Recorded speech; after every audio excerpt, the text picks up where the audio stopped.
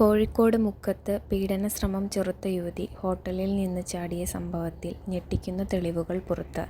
യുവതിയെ ഹോട്ടൽ ഉടമ ഉപദ്രവിക്കാൻ ശ്രമിക്കുന്ന ദൃശ്യങ്ങൾ ആദ്യം പുറത്തുവന്നിരുന്നു. ഇപ്പോഴിതാ പീഡനശ്രമത്തിൽ നിന്നും അതിജീവിച്ച പെൺകുട്ടി ശനിയാഴ്ച രാത്രി എന്താണ് ഹോട്ടലിൽ സംഭവിച്ചതെന്ന് തുറന്നു പറഞ്ഞിരിക്കുകയാണ്.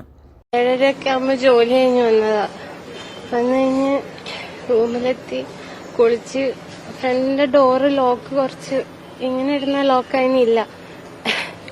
അത് ഒരു അയൺ റോഡാ, തട്ടിയിടേണ്ട ലോക്ക. ഞാൻ കുളിച്ചിട്ട് രാത്രി ഒന്ന് ഇടാന്നൊക്കെ വിചാരിച്ച് കിടന്നത്. അപ്പൊ ഫുഡൊക്കെ കഴിച്ച് ബാൽക്കണിയിൽ ഇരുന്ന് കുറച്ചു നേരം ഗെയിം കളിക്കായിരുന്നു.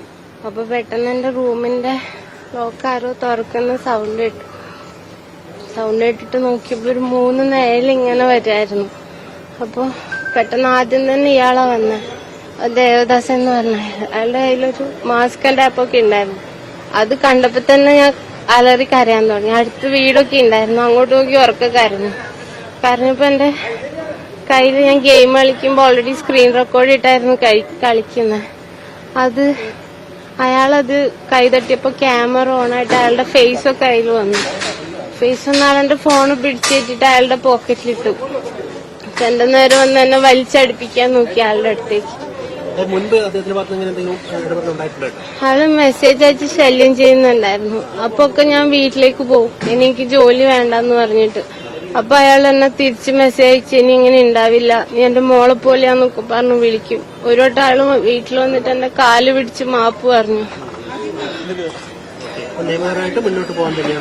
അതെ, ഞാൻ അനുഭവിക്കുന്ന വേദനയുള്ള അയാൾ അറിയണം.